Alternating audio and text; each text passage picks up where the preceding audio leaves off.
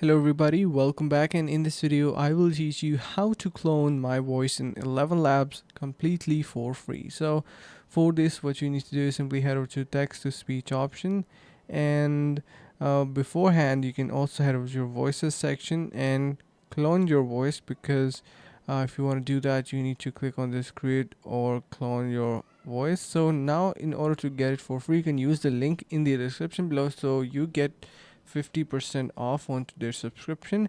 And once you subscribe to the plan, you will be able to see that we got these plans. Now it is gonna be completely for free.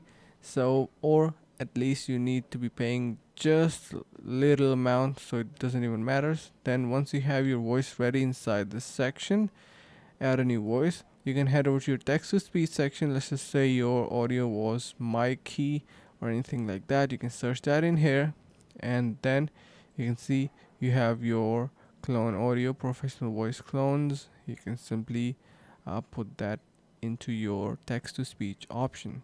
That's how easy it is. I hope this helps.